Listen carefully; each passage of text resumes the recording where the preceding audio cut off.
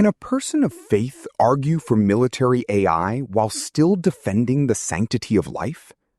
Writing on 6 July 2026, Craig Douglas Albert examines the friction between a new papal encyclical and the competing demands of global defense. The Vatican's critique of military AI poses a stark moral challenge. Can a technology designed for efficiency ever respect the sanctity of human life?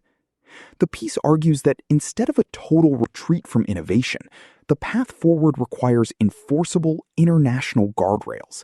It frames the debate as a struggle to keep human judgment present in the kill chain, rather than a simple choice between technology and ethics. Written by Craig Douglas Albert in War on the Rocks, narrated for Arva. Join War on the Rocks and gain access to content trusted by policymakers, military leaders, and strategic thinkers worldwide. What do you do when two identities that make up your deepest self find themselves on opposite sides of a moral and spiritual battlefield? I am Catholic. I have been one for over 20 years, since I made the life-altering decision to join a friend for Mass one day. My faith became a spiritual and ethical foundation at a time I sorely needed it. So much so that for a time, I contemplated entering the priesthood, which replaced my previous career goal of entering the CIA. I eventually realized that teaching was my true calling, and decided to pursue that path upon finishing my doctorate. But my faith has remained my moral center ever since. I am also a security and intelligence scholar, and I serve as professor and director of the graduate programs in intelligence and security studies at Augusta University. For 2 decades, I have analyzed international security, and recently, emerging technology, particularly within the realm of information warfare, influence operations, cyber operations, and the increasing role of AI in human conflict. Much of the time, these two identities, my professional role and my faith, coexist in a delicate but manageable truce. But sometimes they are in intense conflict. The recent publication of Pope Leo XIV's first encyclical, Magnifica Humanitas, has become such an occasion. As with many ethical conundrums, there may be no convenient or elegant answer, and perhaps getting those who work at the intersections of security and technology, such as myself, to experience internal conflict was partly the Pope's goal. Yet I do not ultimately believe that the Catholic and security scholar in me need to remain in perpetual conflict. There is a point where these two identities can come together with a shared purpose and plan to continue developing AI-enhanced military capabilities, but with much better, stronger guardrails. Released in an era of an accelerating great power competition and the unfolding of a new AI arms race, Magnifica Humanitas is both a stirring defense of human dignity and a sharp critique of our current technological trajectory. Pope Leo writes, "At the heart of the Christian understanding of the human person lies the great biblical affirmation that men and women are created in the image and likeness," quote, see Genesis 1:26-27, "of the triune God. Created for relationship, every human person is planned and willed by God to enter into communion with Him, with others, and with creation." Paragraph 50. For the Pope, and for Catholics, the dignity of every human life must be protected. One of the many reasons war itself is morally unacceptable is that it violates this dignity. The pontiff pushes back against the Church's own long-standing recognition of the just war doctrine, which holds that while war is always tragic, it may be morally justifiable as an act of legitimate defense when undertaken by proper authority against grave and certain aggression after peaceful alternatives have failed, with serious prospects of success, and without causing evils greater than those it seeks to prevent. Again, he writes, "Today more than ever, without prejudice to the right to self-defense in the strictest sense, it is important to reaffirm that the just war theory, which has all too often been used to justify any kind of war, is now outdated." Paragraph 192. He calls for an end to armed conflict, affirming that we now have far more effective and capable tools for promoting human life and resolving conflicts, such as dialogue, diplomacy, and forgiveness. Paragraph 192. With this foundation laid, Pope Leo then goes on to explain why he believes that AI-enhanced warfare could make an already unacceptable occurrence, war, even worse than it already is.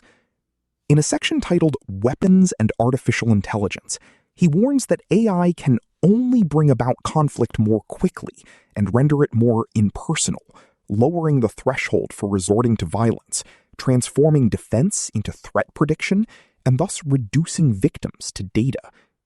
Furthermore, it will accustom us to the idea that violence is inevitable and needs only to be optimized, paragraph 198. He then goes on to say in the same paragraph that it is not permissible to entrust lethal or otherwise irreversible decisions to artificial systems. No algorithm can make war morally acceptable. As a Catholic, I cannot treat a papal encyclical as just another op-ed. I am called to receive it with deep reverence, and I do. But as a security scholar, I am also driven to seek a point of reconciliation between what I view as the encyclical's profound moral appeal to protect the dignity of the person from the dangers of AI and to end the cycle of AI escalation, and my own realist viewpoint that to protect that same dignity, democratic societies must be prepared to use AI responsibly in war. Let us examine the two hard lines that Pope Leo draws in the sand. First, he states that war itself is morally and theologically unacceptable, and that the just war doctrine is outdated. However, I do not feel that it necessarily is. Here, the Pope seems to declare that because of the technological sophistication society now possesses, along with the massive communication structure that opens more diplomatic channels, that the premises of any call to war being just no longer applies. In other words, society should have overcome the need for warfare, in part due to its technological sophistication. While we indeed have the tools for resolving conflicts without violence, and there are myriad confidence-building mechanisms to shape global communication, trust, and peace between adversaries, bad actors still exist that are determined to wage war. In fact, the very same technological tools that create conditions for peace, as the Pope insists, can also provide a competitive advantage and rationale to engage in offensive operations. Thus, although the possibility for peace exists, war persists. And since it occurs, I believe it is also our responsibility to do everything we can to reduce harm. Unfortunately, there are situations when this can be better achieved through fighting than absolute pacifism, and history is full of examples of this. Next, we examine the Pope's belief that it is not permissible to entrust lethal and irreversible decisions to autonomous systems. I agree. While there are many strategic advantages that AI-enhanced warfare can confer, replacing the human role in making lethal decisions should not be one of them. Human oversight ought to always remain present. But to say that fully autonomous weapon systems should not be used is not the same as saying that AI-enhanced military capabilities should not be used at all. All autonomous weapon systems use AI, but not all AI-enhanced military technologies are autonomous weapon systems. I have previously written at length about AI-enabled military capabilities in scholarly contexts, as well as for the mainstream media.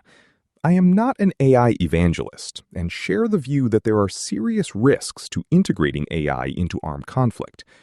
At the same time, I believe that AI-assisted systems do have the capacity to minimize harm. They can process vast amounts of data exponentially faster than any human can, shorten the kill chain, and enable more precision in targeting and engagement. This, in turn, could theoretically reduce risk to civilians through a number of ways, such as improved target identification, better monitoring of real-time changes in environment. For example, a military target suddenly becomes surrounded by civilians, better collateral damage assessment, and more surgical strikes that can reduce the need for broader, less discriminating forms of force. Of course, a technology having the capacity to reduce harm does not mean it actually will, and Pope Leo displays a sophisticated awareness of how things could go wrong.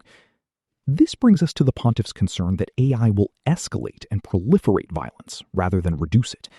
This is certainly possible. AI can shorten the kill chain, and this could theoretically reduce destruction and minimize civilian casualties, but it does not in itself guarantee those outcomes. There is not enough evidence to support the latter claim, and if anything, recent conflicts such as the Iran war and the war in Gaza highlight the uncertainty and risks, lending further weight to the Pope's warning. However, AI does represent a possibility for reducing conflict and minimizing harm to civilians.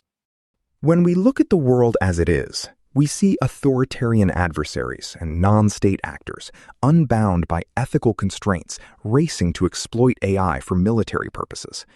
For democratic societies in a time of proliferating threats, abstaining from AI-enabled military capabilities or armed conflict entirely would risk ceding advantage to those who do not honor the Imago Dei, the belief that every person is created in the image of God and ought to therefore be honored and protected. Throughout the encyclical, the Pope also stresses that a just social order should protect innocents and the vulnerable among us. Yet if we hold back from developing our own AI-assisted defense capabilities, while adversaries embrace them without restraint, it is those very vulnerable people we would be putting at risk. I therefore believe that we have a moral and ethical responsibility to explore every possible avenue of containing conflict and minimizing civilian harm as much as possible. And one of those avenues is by being prepared to use the same technologies our adversaries are arming themselves with, albeit with strict guardrails, so as to prevent Pope Leo's fears from coming true. The Pope himself seems to leave a narrow door open for this middle way. Despite his grave concerns, he is not anti-technology or even anti-AI in itself. He portrays AI as capable of serving humanity when oriented toward the common good, but dangerous when driven by ruthless competition and the pursuit of power and profit. He writes that, therefore, the development and use of AI in warfare must be subject to the most rigorous ethical constraints to guarantee respect for human dignity and the sanctity of life, and to avoid a race to develop such arms. Paragraph 197. He also emphasizes the importance of instilling as far as possible values and sound judgment into the artificial systems we build, so that they can contribute to a moral ecosystem in which humans are better able to listen to their own consciences, as well as allowing AI models to establish appropriate boundaries. In other words, he seems to suggest that if AI is to be used in armed conflict, the only condition under which this is acceptable is if there are rigorous guardrails. It is also possible that what he actually means by subjecting the use of AI in warfare to the most rigorous ethical constraints is to hold back development. If that is his argument, then I am prepared to accept that, notwithstanding my faith and my love and respect for the Pope, I respectfully disagree on this specific point. The Pope and I are aligned on the imperative to defend the sanctity of life and the need for strict guardrails to ensure AI reduces harm rather than exacerbates it. Where we may diverge seems to be in how confident we are, respectively, that those guardrails can be established and whether they would be enough. Between pausing development of AI for military use and moving forward with tight governance, perhaps the Pontiff prefers the former, whereas I prefer the latter. Again, there are risks here as well, but I think they are less than the risks of pausing development of military AI. Where I acknowledge the Pope's concerns here too is that there is a considerable gap between the level of governance we need and what we have currently. Much of what we currently have in the way of guardrails, such as the Political Declaration on Responsible Military Use of Artificial Intelligence and Autonomy, or the Responsible Artificial Intelligence in the Military Domain Initiative, consists of non-binding aspirational frameworks, not enforceable laws or binding operational policies. Some tangible policies do exist, such as the Department of Defense Directive 3000.09 on autonomy in weapon systems, and Department of Defense Instruction 3000.17 on civilian harm mitigation and response. But they are not enough. For instance, Directive 3000.09 requires appropriate levels of human judgment over autonomous weapon systems, but it does not define what appropriate levels means, allowing too much room for interpretation. Moreover, human oversight means little if the humans in question are mechanically rubber-stamping approval due to intense time pressure. Directive 3000.09 is also focused on autonomous weapon systems, but AI risks are present throughout the entire kill chain. If there's an error early in the chain, it would be exceedingly difficult for a human approving a strike to identify that error. There is also the matter of how these Department of Defense policies are enforced.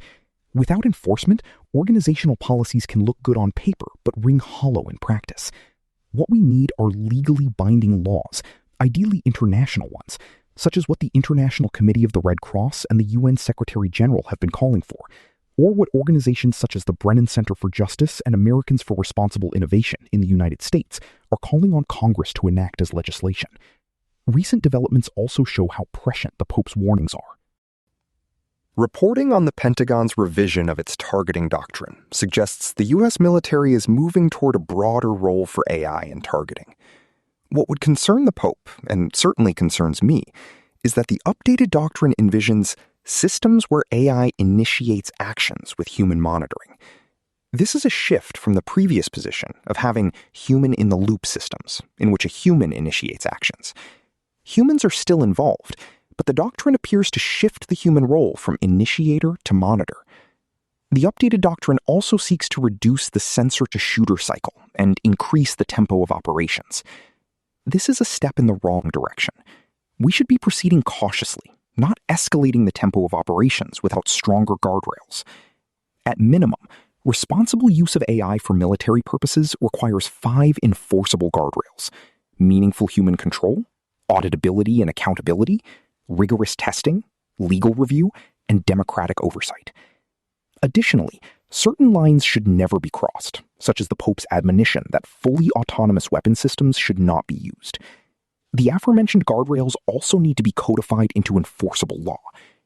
To make them so, Congress should make authorization and funding for AI military programs contingent on the Pentagon demonstrating, through mandatory reporting, that it is meeting requirements for human control, auditing, operational testing, accountability, legal review, and harm assessment. Key terms and phrases such as meaningful human control ought also to be explicitly defined to leave no room for flexible interpretation. And violations should result in real consequences, such as suspension of funding to non-compliant systems and accountability for decision-makers linked to those systems. Finally, since no unilateral framework can solve the collective action problem, the United States should move to make responsible AI standards a condition for participation in defense purchasing, intelligence sharing, and joint operations. And because authoritarian nations and hostile non-state actors may reject such constraints, democratic nations should do this among themselves anyway. This may be the only way to avoid the arms race the Pope fears, while not remaining passive in the face of growing security threats. The coming months and years will test whether we can truly develop, regulate, and employ AI-enhanced warfare in a way that minimizes conflict and suffering rather than amplifies it. If we fail, then the Pope's warnings may prove tragically correct. For now, I believe that a safer future remains possible, but because of what I have seen and studied in my profession, I cannot comfortably trust it will come about through diplomacy and idealism alone. I believe it can only come about if democratic societies are prepared to use the same tools our adversaries are, albeit with strict restraints. Yet, at the same time, I find myself unable to rest easy in this conclusion, and it is due in no small part to the encyclical. And perhaps that is a good thing. It is good that Magnifica Humanitas refuses to let companies, policymakers, military personnel, or scholars such as myself hide from moral responsibility behind opaque algorithms. It is good that it pushes us to keep questioning ourselves, even as we advocate for the solutions that we believe are needed. Until we find those solutions, and maybe even then, my mind and heart remain in an uneasy truce, united in the sacred imperative to protect the innocent, but perennially conflicted over the means for doing so. Craig Douglas Albert, Ph.D., is professor of political science and the founding director of the Master of Arts in Intelligence and Security Studies and the doctoral program in Intelligence, Defense, and Cybersecurity Policy at Augusta University in Augusta, Georgia.